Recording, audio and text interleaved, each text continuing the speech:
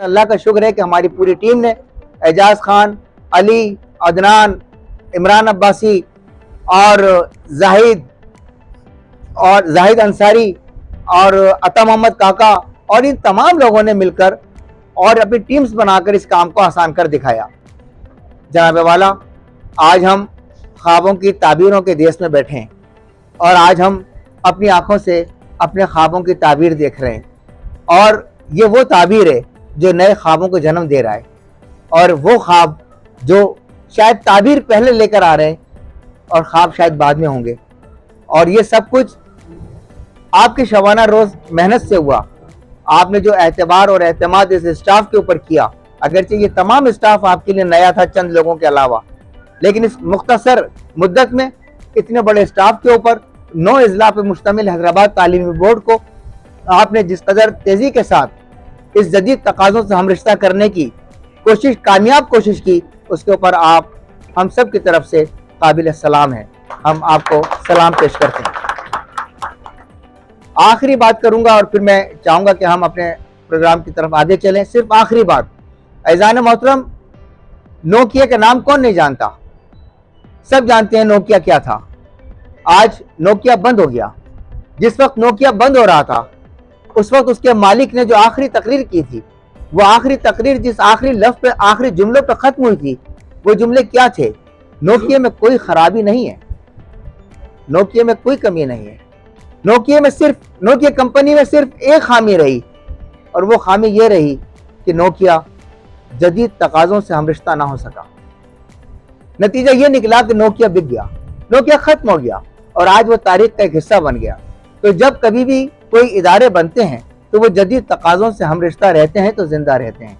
और ये एक बहुत बड़ा इक़दाम है जो हैदराबाद बोर्ड को एक नई ऑक्सीजन के तौर पर उसको मिला है।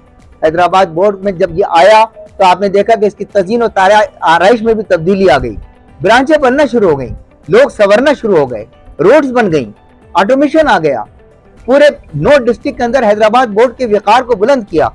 और मेरे ख्याल में अभी मजीद तवज्जो, दिलचस्पी, मेहनत, शौक, लगन, जज्बे की ज़रूरत है कि हम इस बोर्ड को उस खोए हुए वक़ार से आगे लेके जाएंगे और ज़रूर लेके जाएंगे। मज़ीद जदीद तकाज़ों को हम इख्तियार करेंगे ताकि हैदराबाद बोर्ड पूरे सिंध में वही बोर्ड बन जाए जो मदर बोर्ड था, जब ना सक्कर था, ना लाड़काना था, ना मीरपुर खास था, सिर्फ हैदराबाद था। और आज भी हैदराबाद अपने उस खोए हुए वक़ार को दोबारा से तामीर करने की कोशिशों में कामयाब हुआ है। बहुत शुक्रिया सर। आपने, मैं भी आपसे शेयर करना चाहता हूँ, जब मैं इस बोर्ड में आया, जिन दोस्तों के साथ आप सब इस चीज़ की गवाही देंगे, ये ख्वाब तो मैंने भी देखा था और जो पहली बीओजी मेरी हुई थी तो उसमें मैंने एनरोलमेंट को अप्रूव करवाया था, लेकिन वो ख्वाब में पूरा नहीं हो सका क्योंकि जाहिर सी बात है चेयरमैन की बगैर सपोर्ट के और चेयरमैन के बगैर स्टैंड लिए हुए ये ख्वाब, लेकिन फाइनेंशियल इशू से और दूसरी कुछ कमी थी, जिसकी वजह से हम ऑनलाइन सिस्टम में 2018 में या 2017 में जो इंप्रूवमेंट करा थे, आज हम 2024 में खड़े होकर इंप्रूवमेंट करा रहे हैं। और उन्होंने एक सबक पढ़ाया पूरे बोर्ड को, और मुझे आज भी याद है कि हम सिर्फ एग्जामिनेशन बोर्ड नहीं है, हम एजुकेशन बोर्ड है। हमारा नाम board of intermediate and secondary education Hyderabad है, एग्जामिनेशन नहीं है कि हम सिर्फ इम्तहान लेके अपने बोर्ड को बंद कर दें या अपने काम को बंद कर दें। अल्हम्दुलिल्लाह आज हम इस काबिल हो गए हैं कि ये ऑनलाइन सिस्टम जो है वो सिर्फ एग्ज़ाम, अमूमन लोगों को ये जहन में आ रहा है कि एग्ज़ाम कंडक्ट के लिए या आप तमाम इंस्टीट्यूशंस के सिलेबस को भी कंट्रोल करोगे, आप तमाम इंस्टीट्यूशंस में जितना पढ़ाया जाएगा उसको मॉनिटरिंग भी आप इसी सिस्टम के तहत करोगे। ये एक बहुत बड़ा ह्यूज जो है सिस्टम है और जिसमें पूरा बोर्ड है और पूरे आपके 9 के 9 जो डिस्ट्रिक्ट में इंस्टीट्यूशन है, 1166 इंस्टीट्यूशन है हमारे पास, उन 1166 को वक्तन फवक्तन हम मॉनिटरिंग करेंगे यहाँ से इंशाल्लाह बैठकर। और इस साल हम इम्तिहान ले रहे हैं तकरीबन 2.5 लाख बच्चों के, और 1.5 लाख इधर है और 1 लाख तकरीबन फर्स्ट इंटर में। लेकिन अभी तक हम इस काबिल नहीं हुए कि हम किसी सेंटर में ये बता सकें कि फला बच्चा का सीट नंबर ये है और फला बच्चा फला रूम की फला सीट पे जाके बैठेगा। ये अभी भी हम इस काबिल नहीं है। इंशाल्लाह हमारा टारगेट ये है कि हम जब सेंटर्स बनाएंगे तो हम सेंटर्स में ये बताएंगे कि फला बच्चा फला रूम में जाएगा और फला सीट पे जाके बैठेगा कि हम और जितना सिलेबस कंट्रोल करेंगे इंशाल्लाह वो भी बहुत दिक्कत बातें हैं। अभी फिलहाल ये कि आज के दिन हम तकरीबन 1.5 लाख क्लिप ऑनलाइन करने जा रहे हैं और आज शाम 4 बजे के बाद तमाम इंस्टीट्यूशन बैक ऑफ क्लिप जो है वो प्रिंट कर सकेंगे और इसी तरीके से हमारा इंटर का काम चल रहा है और इंशाल्लाह 25 तारीख हमने डेट रखी है, 20 से 25 के दरमियान हम क्लिप को डिस्पैच कर देंगे इंशाल्लाह।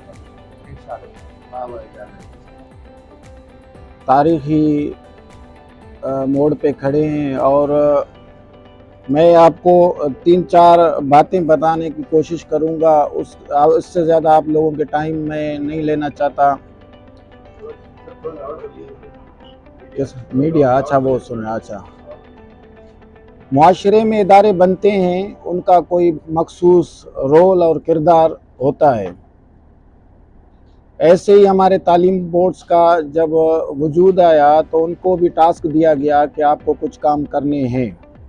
वो टास्क ये था कि जो हमारा एजुकेशन सिस्टम है उससे जो बच्चे पढ़ रहे हैं उनको आप रेगुलेट करेंगे, आप उसके एकेडमिक परफॉर्मेंस को एग्ज़ामिन करके उसको सर्टिफाई करेंगे उसके एबिलिटी के बुनियाद पे कि उसका क्या परफॉर्मेंस है और उसको आप सर्टिफाई करके मुआशरे में एक ज़िम्मेवार फ़र्द के तौर पर आप भेज देंगे। वक्त के साथ साथ परफॉर्म करते रहे, लेकिन वक्त हम ये पढ़ाते हैं यूनिवर्सिटी में कि सोसाइटी इज़ एवर चेंजिंग, समाज में तब्दीलियाँ रूनुमा होती हैं, सर्वाइवल ऑफ द फिटेस्ट। तो क्या होता है कि ऑर्गेनाइजेशंस जब अपने आप को उस तब्दीली को अडॉप्ट करने के लिए जो भी ऑर्गेनाइजेशन तैयार हैं वो सरवाइव कर जाते हैं, जो उनसे नज़र चुरा लेते हैं तो वो तबाह और बर्बाद हो जाते हैं। तो हम देख रहे हैं एक रेवोल्यूशन आईटी सेक्शन में।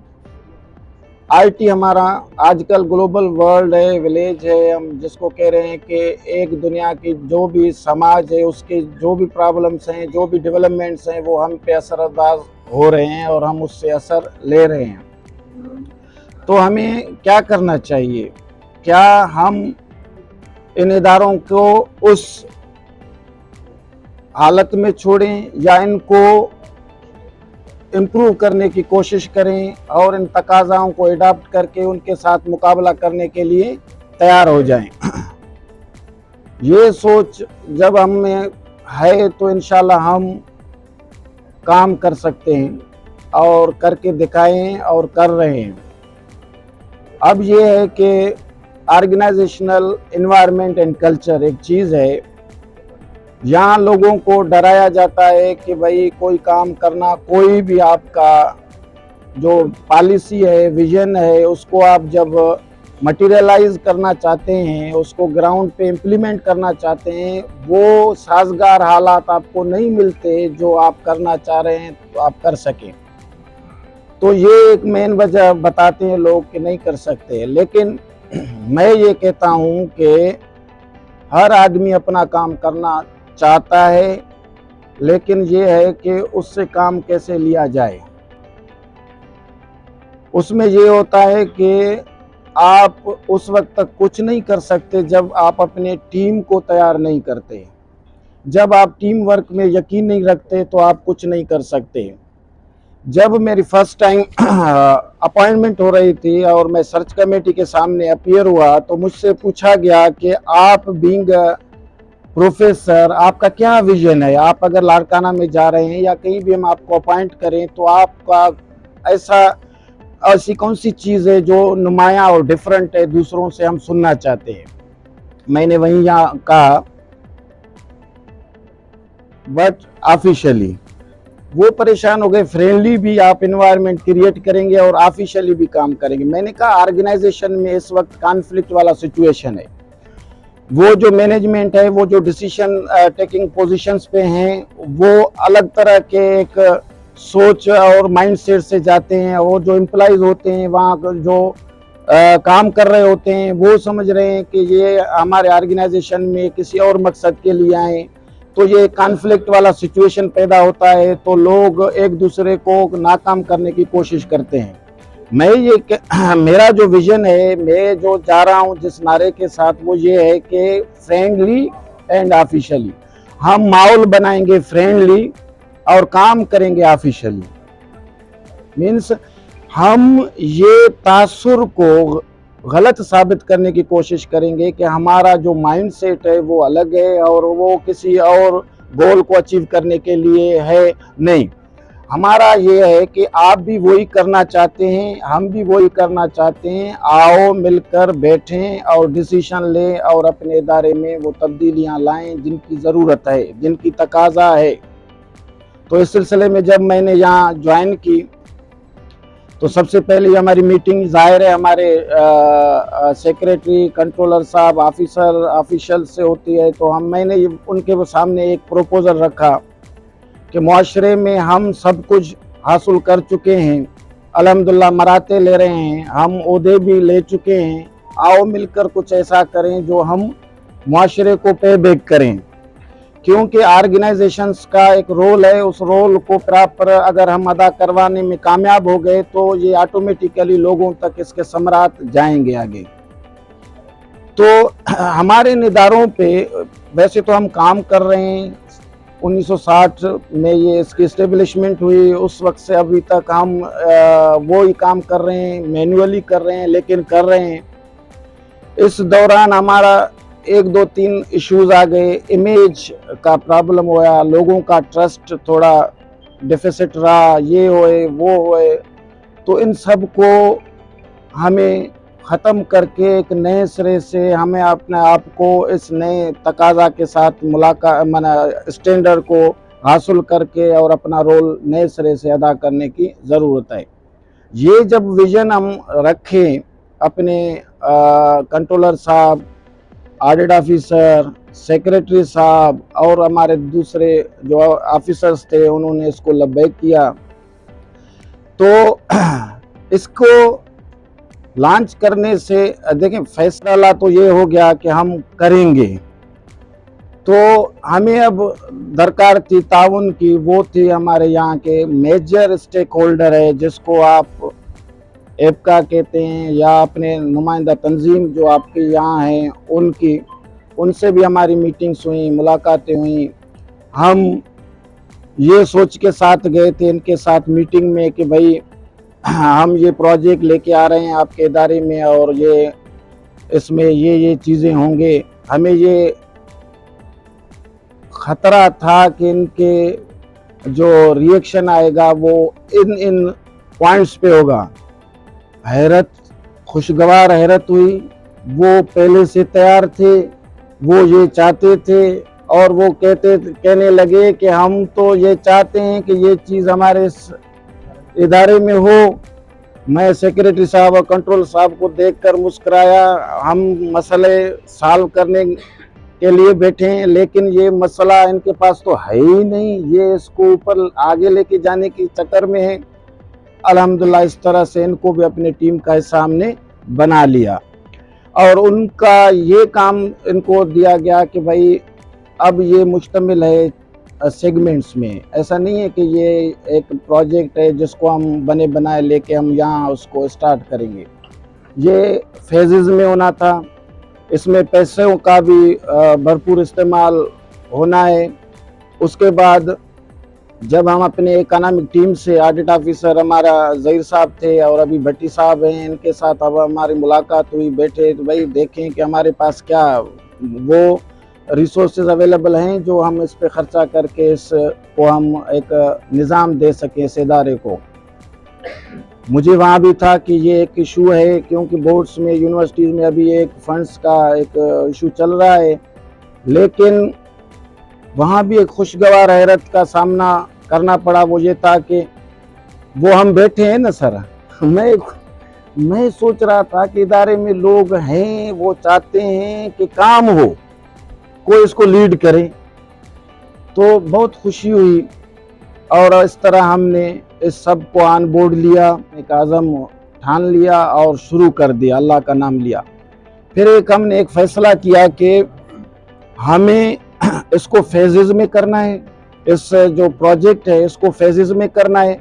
उस फेज में से जो हमें पैसे मिलेंगे तो उसको री इन्वेस्ट करेंगे नेक्स्ट फेज में, और उससे फिर हम जब हमें इनकम जनरेट होगा उसको हम फिर री इन्वेस्ट करके तीसरा फेज हम लेंगे। तो अल्हम्दुलिल्लाह हम इसमें कामयाब हुए। अब हम आ रहे हैं कि ये प्रोग्राम क्या था, ये इसका बैकग्राउंड और एक पस मंज़र था जिसको मैंने आपके सामने शेयर किया। अब अगर मैं नाम लेता जाऊंगा तो बहुत सारे हमारे दोस्त हैं, तो नाम लेने के बजाय हम टू द पॉइंट आ रहे हैं कि डिजिटलाइजेशन ये है क्या, ऑटोमेशन ये है क्या, integration of the information technology with the system, examination system ये क्या है। ये ऐसी कोई नई चीज़ नहीं है। हमारे जब डिस्कशन हो रही थी, नई चीज़ इन द सेंस कि इसको ऑपरेट करने वाले वही बंदे होंगे। पहले वो मैन्युअली कर रहे थे, अब इसको वो कंप्यूटराइज और डिजिटलाइज और थ्रू सिस्टम के करेंगे। लेकिन इसके बहुत सारे फ़वाइद भी हैं और इसके साथ बहुत सारे टेक्निकल इश्यूज भी हैं, उसको समझना भी हमें पड़ेगा। सॉफ्टवेयर को डेवलपमेंट क्या एक मराइल है, उसके बाद हार्डवेयर को इंस्टॉल करना है, फिर उसको चलाना है, फिर उससे वो रिजल्ट लेना है जिसका हम तवक्को रखते हैं। ये चैलेंजेस हमारे साथ थे और टाइम बहुत शॉर्ट था। हमने सोचा दो चीज़ें हमें फेस, फर्स्ट था कि कोऑपरेशन ऑफ द एम्प्लॉइज। मैंने बता दिया कि ये सारे विलिंग थे और ये चाहते थे कि हम काम करेंगे। मुझे तो उसमें से कोई किसी किस्म का कोई प्रॉब्लम फेस करने की ज़रूरत नहीं पड़ी। I really appreciate their cooperation. Credit officers को जाता है, हमारे यूनियन लीडर्स को जाता है, इवन ये पियोन तक ये क्रेडिट सबको जाता है, क्योंकि उन्होंने कहा कि सर हम आपके साथ हैं, हम काम करने के लिए तैयार हैं, हम कभी भी किसी भी स्टेज पे आपको मायूस नहीं करेंगे। तो इसको मैं अप्रिशिएट करूँगा। वो तो फर्स्ट मुलाकात में ये प्रॉब्लम हमारा, बाकी हमारे पास दो प्रॉब्लम रहते थे। वो था फाइनेंस, हम कहाँ से फाइनेंस करेंगे। दूसरा हमारा ये था कि टाइम हमारे पास कम था कि इस प्रोजेक्ट को कैसे हम पाए तकमील तक पहुँचाएंगे। लेकिन अल्हम्दुलिल्लाह इन चीज़ों को भी हमने बैठकर खुशसलूबी से टीम के साथ इसको हमने मैनेज करने में कामयाब हुए। आज उस नेज पे पहुंच चुके हैं कि आज हम इसको इफ्तिताह करने जा रहे हैं। अब मैं आपको थोड़ा इसमें बताना चाहता हूँ। वो थे कि हमारे 3 मराइल होते हैं एग्ज़ामिनेशन के, जिसको हम हर माना साल के 3-4 महीने उन पे काम करके पूरा करते हैं, फिर अगले फेज़ में जाते हैं, फिर अगले फेज़ में जाते हैं, फिर उसको रीस्टार्ट करते हैं। वो ये था कि प्री एग्ज़ामिनेशन, फिर हमारा कंडक्ट ऑफ द एग्ज़ामिनेशन, फिर हमारा होता है post conduct of the examination. Pre conduct में ये होता है कि एफिलिएटेड इंस्टीट्यूट्स को हम इस इदारे से, ताकि हम उनकी तैयारी करें और उनको फिर फॉर्म के लिए दावत देते हैं, आप फॉर्म फिल करें ताकि हम उसको अपीयर करने की इजाज़त दें, वो बैठें और उसमें भी हम तैयारी करें। उसके बाद होता है कंडक्ट। जब इम्तिहान में वो बैठते हैं तो हम कैसे वहाँ जाएंगे, पेपर्स कैसे वहाँ हम उनको देंगे, पैटर्न हमारा पेपर का क्या होगा, और वो जो बंडल्स हैं उसको वापस लेके कैसे हम आएंगे, ये हमारा मरहला रहता है। और उसके बाद है डिक्लेरेशन ऑफ रिज़ल्ट, उसको हम कैसे अनाउंस करेंगे। हमें टाइम दिया जाता है कि आपके पास इतना टाइम है और इस टाइम में आप, उसके बाद ट्रांसपेरेंसी है, उसके बाद बहुत सारे इश्यूज़ हैं। क्योंकि ये मैनुअल काम था और सालों से चल रहा था, लोगों को कुछ न कुछ हमारे इस हार्ड वर्क का वही मिल रहा था, वो सिला नहीं मिल रहा था जो हम कर रहे थे, जो मिलना चाहिए था। हम मुआशरे में हैं, मुआशरे में जितने मसले मसाइल हैं उनका थोड़ा बहुत हमारे ऊपर भी असर होगा, लेकिन इतना भी नहीं था, लेकिन हमको करना था। अब हमने क्या किया है कि इस मैनुअल काम को ऑटोमेशन पे ला रहे हैं। जो IT इंफॉर्मेशन टेक्नोलॉजी है इसको इंटीग्रेट करके हम लोगों को फैसिलिटेट करना चाहते हैं और इदारों को एम्पावर करना चाहते हैं, और स्टूडेंट्स जो स्टेक होल्डर हैं हमारे मेन और पेरेंट्स, उनको डोर स्टेप फैसिलिटी प्रोवाइड करना चाहते हैं। तो इस सिलसिले में हमने अल्हम्दुलिल्लाह एनरोलमेंट कंप्लीट किया। उसके बाद फॉर्म्स हमने ऑनलाइन इनवाइट किया, वो भी सारे फिल हो गए। अब हम उस मराइल में हैं कि हम अब इसको स्लिप जनरेट करने की कोशिश कर रहे हैं। तो ये तकरीब भी इस सिलसिले की कड़ी है कि हम इफ्तिताह करें और एक क्लिक पे सारे जो एफिलिएटेड हमारे इदारे हैं अपने बच्चों को वहाँ प्रिंट निकाल के और दे दें, ताकि वो आसानी के साथ एग्जामिनेशन में अपीयर हों और कोई उनको मसला ना हो। ये एक बहुत बड़ा सिस्टम था। आज इस तकरीब को इंशाल्लाह हम अभी इनागोरेट करेंगे। थैंक यू, नाम लेने की ज़रूरत नहीं है, आप लोगों ने बहुत बड़ा काम किया है, ज़बरदस्त। I really appreciate your efforts and cooperation. Thank you very much. Thank you. Sir ये हमारे 9 डिस्ट्रिक्ट हैं जिस तरह आपको पता है। आगे चलें नेक्स्ट। सर ये हमारी सेंटर पोजीशन चल रही है इस वक्त। डिस्ट्रिक्ट हैदराबाद की ये पोजीशन है कि सेंटर जो है इस वक्त आपके लेफ्ट हैंड के ऊपर थ्योरी के सेंटर से हमारे 84 और प्रैक्टिकल के हैं हमारे पास 150। टोटल जो है वो हमारे 234 सेंटर्स हैं। आपके राइट हैंड के ऊपर जो आप कॉलम देख रहे हैं इसमें कैंडिडेट्स के कॉलम है, और राइट हैंड के लेफ्ट हैंड के ऊपर जो कॉलम है ये 9th क्लास है। 9th क्लास में गर्ल्स की पोजीशन इस वक्त ये है कि अब यहाँ से 11,927, बल्कि मेरे पास यहाँ पर रखा हुआ ये पेज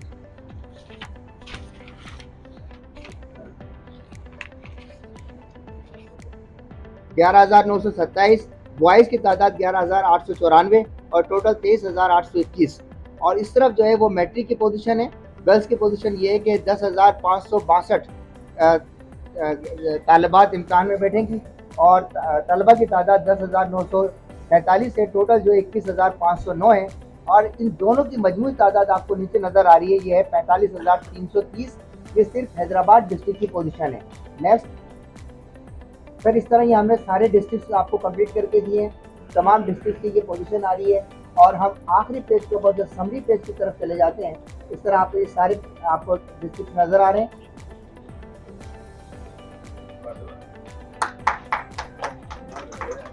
ये है डिजिटलाइजेशन, देख रहे हैं ना। सर इस वक्त ये देखिएगा सर, इस वक्त हैदराबाद में जो है वो हायर सेकेंडरी स्कूल के छः सेंटर्स हैं, हाई स्कूल के 61 सेंटर्स हैं और प्राइवेट के 17 सेंटर्स हैं। टोटल जो है 84 सेंटर्स हैं।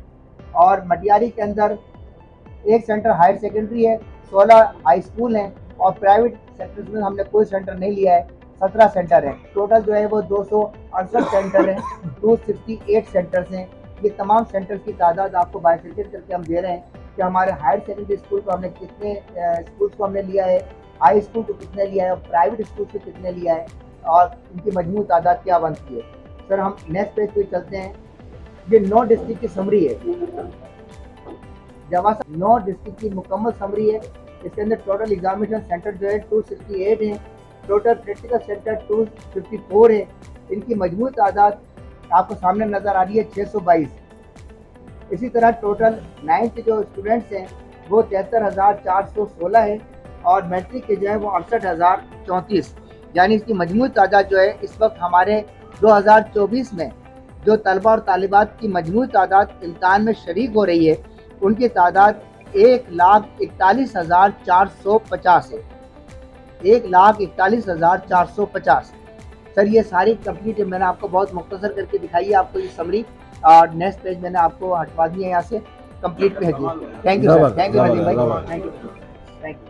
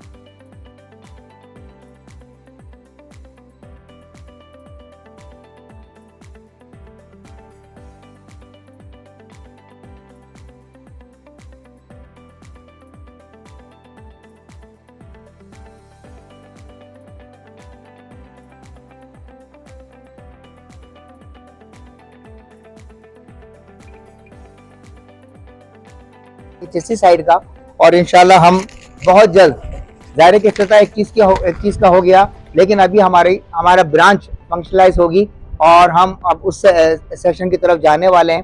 मेरे ख्याल में 2-3 दिन के अंदर अंदर हम उस तमाम सिस्टम को ऑन करेंगे और उसमें हमें जनाब अनवार अहमद खान साहब का ताउन हमें हासिल रहेगा। मैं इस वक्त अनवार अहमद खान साहब से भी दरख्वास्त करूँगा कि वो दोनों एतबार से कि मौजूदा दौर के मद्देनज़र रखते हुए आइंदा दिनों में उनकी तैयारी क्या है, और साथ साथ में ये भी कि वो ज़ाहिर है कि एप्का के प्रेसिडेंट हैं, इस एतबार से भी वो इस मौजूदा सिस्टम को देखते हुए और आज की इस तकरीब में तमाम मेहमानों का शुक्रिया अदा करने का फरीज़ा अंजाम दें।